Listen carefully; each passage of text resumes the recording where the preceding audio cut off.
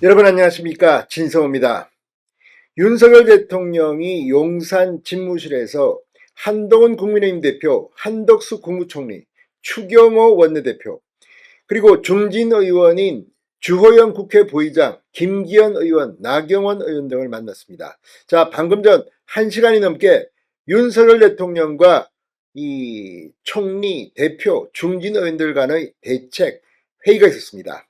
이 자리에서 윤석열 대통령의 입장이 이제 슬슬 언론에 풀리기 시작했습니다. 왜 윤석열 대통령은 어젯밤 긴급하게 비상계엄을 선포했을까요? 자, 지금도 풀리지 않는 수수께끼, 윤 대통령의 답은 간단했습니다. 더불어민주당의 폭주를 더 이상 좌시할 수 없었다는 취지입니다. 물론 여기에는 이재명 대표 방탄 국회에 대한 이러다가는 나라가 거덜나겠다는 위기감이 있었던 것으로 보입니다. 자, 지금 이제 1시간여의 회동이 끝나고 여의도로 돌아갈 사람은 가고 정부로 갈 사람은 갔습니다.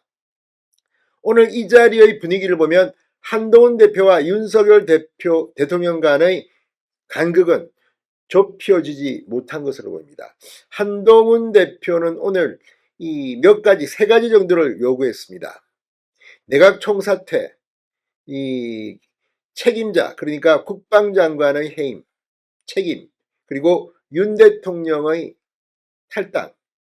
자, 오늘 국민의힘 의원총회는 이 중 윤 대통령의 탈당을 빼고는 둘 다 대체로 의견을 모았다고 합니다. 그런데 윤 대통령을 만난 한동훈 대표, 한덕수 총리도 오늘 긴급 국민 담화문을 통해서 이 장관들이 전부 사의를 표명했지만 당분간은 마지막 순간까지 국민을 위해서 안전하게 그리고 안정감 있게 일하자는 말을 했습니다. 일단 사의를 표명했지만 개각이 곧 이뤄질 것 같지는 않습니다. 이런 가운데 오늘 윤 대통령과 이들의 만남이 주목을 받고 있습니다. 진성호의 융단 폭격 시작합니다. 더불어민주당을 융단 폭격합니다.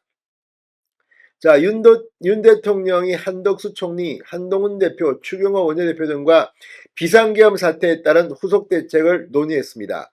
대통령실에 따르면 오늘 오후 5시쯤 서울 용산 대통령실에서 1시간여 동안 이들 외에도 박정아 당대표 비서실장과 주호영 국회 부의장, 나경원 의원, 김기현 의원 등과 회의를 했습니다.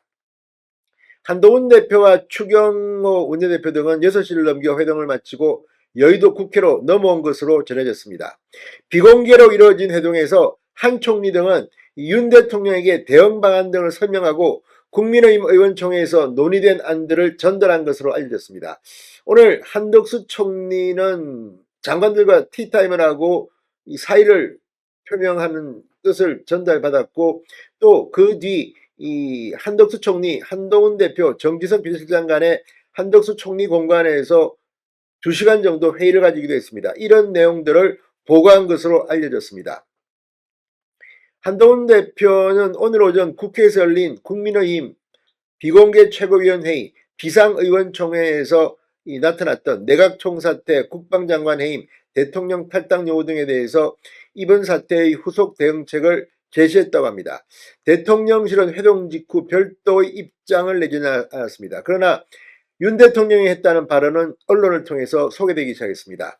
윤 대통령은 비상계엄 선포 사태와 관련해 더불어민주당의 폭거로 일어난 일이다.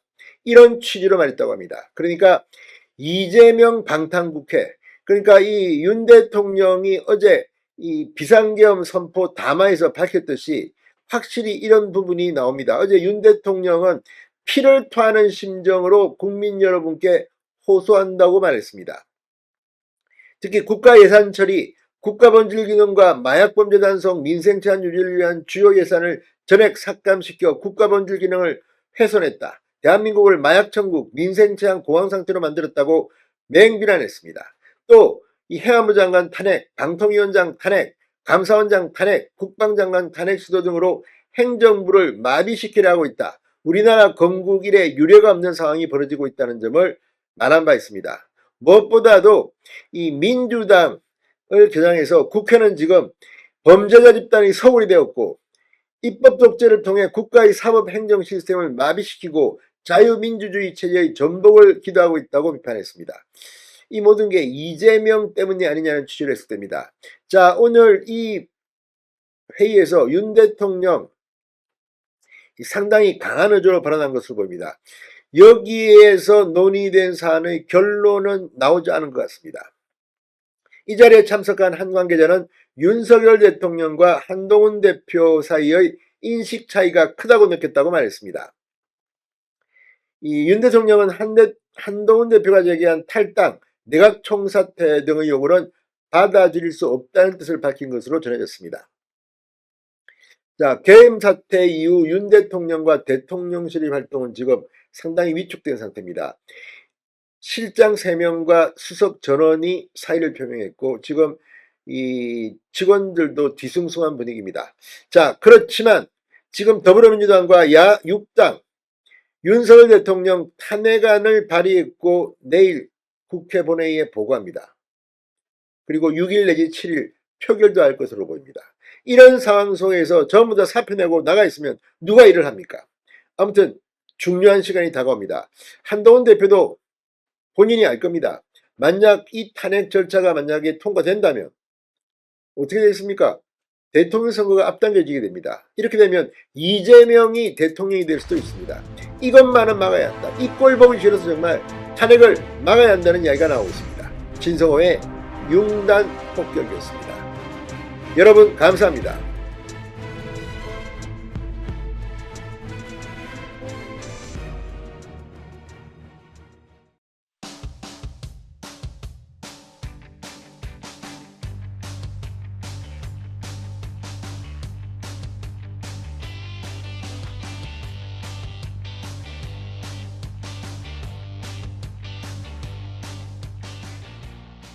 여러분 안녕하십니까, 진성호입니다.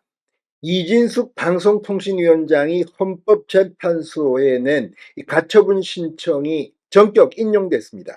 만장일치입니다. 이에 따라서 더불어민주당의 술책 헌법재판소 마비 상태 문제가 해소됐습니다. 정말 이진숙 위원장 대단합니다. 이진숙 방통위원장도 방금 전 헌법재판소의 판단에 대해서 환영하는 입장문을 냈습니다. 자, 이 문제 지금 헌법재판소 이 재판관은 모두 9명입니다. 그런데 7명이 있어야지 심리를 할 수 있습니다. 그런데 문제는 국회가 추천하도록 되어 있는 3명의 헌법재판관, 이제 임기가 곧 끝납니다. 내일 모레 끝납니다. 그런데 후임 재판관을 국회가 추천하지 않고 있습니다. 압도적인 다수의 민주당이 방해하면 이거 언제 될지 모릅니다. 그래서 이진숙 방통위원장 지금 탄핵 심판 심리를 받고 있습니다. 아마도 이진숙 방통위원장은 뭐 상식적으로 볼 때 이 절차가 끝나면 바로 방송통신위원장에 복귀할 것으로 보입니다. 그런데 문제는 헌법재판소의 업무가 마비되면 이게 언제 끝날지 모른다는 겁니다. 뿐만 아니라 다른 검사들이나 탄핵당한 인물들도 헌법재판소의 업무가 마비되면 이거 어떻게 할 줄 모릅니다.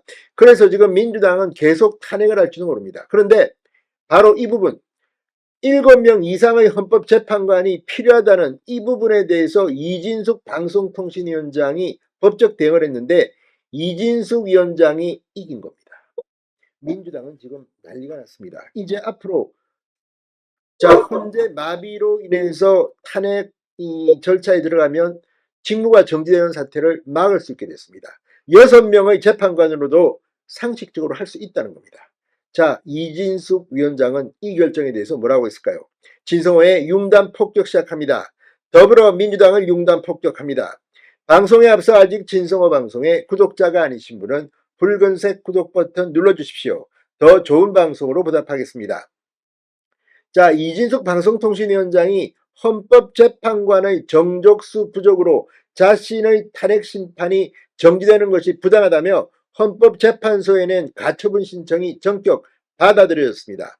헌재는 이 이진숙 위원장이 헌법재판소법 23조 1항의 효력을 멈춰달라며 낸 가처분 신청을 전격 인용했습니다. 자, 17일 퇴임할 예정인 이종석 헌재소장, 이영진, 김기영 재판관의 후임은 국회가 선출해야 하는데 민주당과 국민의힘이 각자 몇 명을 추천할지를 놓고 다투면서 아직 후임자가 정해지지 않았습니다. 그래서 17일 날 이 3명의 재판관이 퇴임하면 헌법재판소의 마비 상태가 오게 되는 겁니다. 그래서 지금 탄핵 심리를 지금 진행하고 있는 이진숙 위원장이 이런 가처분 신청을 낸 겁니다. 자, 지난 8월 탄핵소추로 직무가 정지된 이진숙 위원장, 이 조항으로 자신의 탄핵 심판이 열리지 못하고 무기한 직무정지에 놓이는 것은 부당하다며 지난 12일 효력정지 가처분 신청과 위헌 확인 헌법 소원을 냈습니다. 그러자 헌재가 이날 이진숙 위원장이 낸 가처분 신청을 받아들이면서 23조 1항의 효력은 임시로 멈춥니다.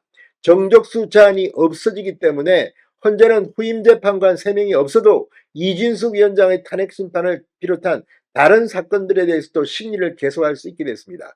이렇게 되면 이진숙 위원장의 복귀는 정상적으로 이뤄질 것으로 보입니다. 물론 이 전제는 이 헌법재판소가 국회의 이진숙 이 탄핵에 대해서 기각 각하를 해야 되는 건데, 지금까지 뭐 검사들이나 장관들이나 이 민주당이 낸 탄핵안 다 기각 내지 각하됐습니다.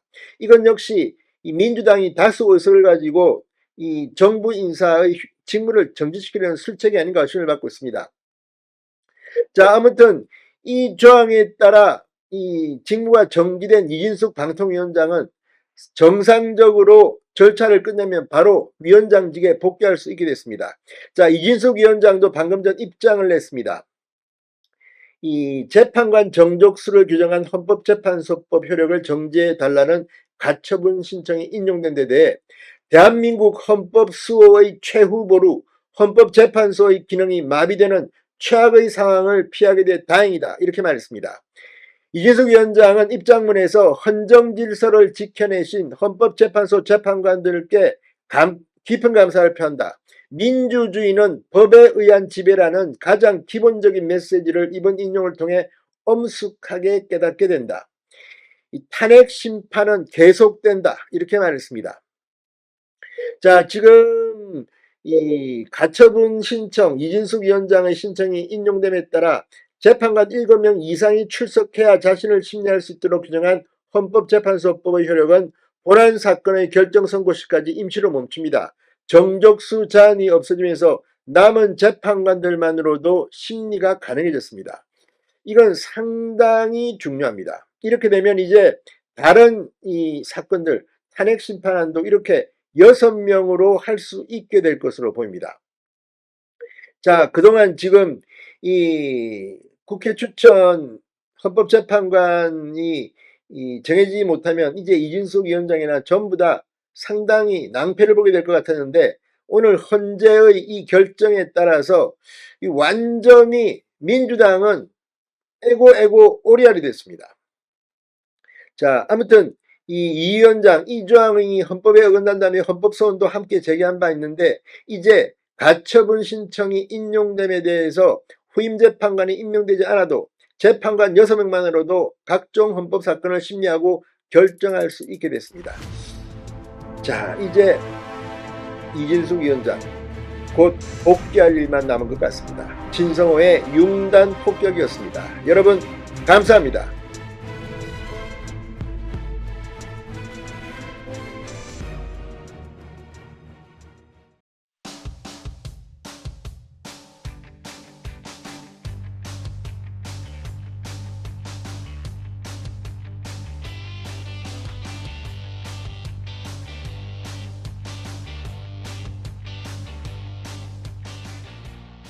여러분 안녕하십니까, 진성호입니다. 이제 내일 모레면 이재명 민주당 대표의 선거법 1심 선고가 예정돼 있습니다. 자, 그런데 문제는 벌금 100만원형 이상만 나오면, 그리고 이게 대법원에서 확정되면 더불어민주당은 대통령 선거 비용 434억 원을 토해내야 합니다. 적지 않은 돈입니다. 지금 민주당 당사가 이 340억 정도로 추산되고 있습니다. 그렇다면 민주당의 재산이 거의 알거지가 될 수도 있습니다. 자, 그런데 문제는 대법원 확정 판결까지 1심에서 이 벌금 100만원형 이상이 나오더라도 민주당이 꼼수를 부릴 수가 있습니다. 뭐 당명을 바꾼다든지 뭐 어떻게 한다든지. 자, 그러자 국민의힘에서 선제적으로 이런 짓을 못하게 하는 법을 만들려는 움직임이 나오고 있습니다. 자, 방금 전 채널A의 특종입니다. 주진우 국민의힘 의원이 이런 법률안을 준비하고 있다고 보도했습니다. 이렇게 되면 민주당의 재산을 가압류할 수도 있습니다. 자, 무슨 일이 벌어지고 있을까요? 지금 민주당 1심에서 이재명 피고인이 벌금 100만원 이상 받지 않겠습니까? 구형이 지금 징역형입니다. 자, 그렇다면 지금 윤상현 국민의힘 의원이 뭐 방정맞게 무슨 벌금 80만원 아무런 근거도 없이 아이고 이거 뭐 부담스러워서 판사가 이렇게 할지도 모르겠다. 유죄는 유죄인데 100만원형은 안 되고 이런 말 하면 안 됩니다. 아무런 근거도 없이 뭐 장난치는 것도 아니고 윤상현 의원의 이 방정맞은 발언은 징계를 해야 될지도 모르겠습니다. 자, 지금 여러 가지 이야기가 나오고 있습니다만 이재명 대표가 벌금 500만원 정도 받을 것이다. 이런 관측도 나오고 있고 민주당에서는 무죄라는 주장도 나오고 있습니다. 그러나 지금 나온 이야기들을 종합해보면 유죄 가능성이 높아 보입니다. 그리고 검찰이 징역형을 부형했는데 벌금 100만원형 이상은 나오지 않겠습니까? 아무튼 이렇게 될 경우 당선 무효형이 됩니다. 그러면 민주당은 434억 원의 선거비용을 반환해야 합니다. 그래서 지금 국민의힘이 바쁘게 움직이고 있습니다. 국민의힘은 어떤 법률을 준비하고 있는 걸까요? 자, 이재명 대표 1심 선고를 앞둔 건 15일은 공직선거법 위반이고 25일은 위증교사 의혹 재판입니다. 자, 1심에서 징역형을 선고받을 가능성은 그렇게 높아 보이지 않습니다. 반면 2심 위증교사 재판은 징역형을 선고받을 가능성도 있습니다. 자, 최종심에서 당선 무효형 벌금 100만원형만 나와도 민주당은 지난 대선 비용 434억 원을 전액 반환해야 합니다. 이게 법입니다.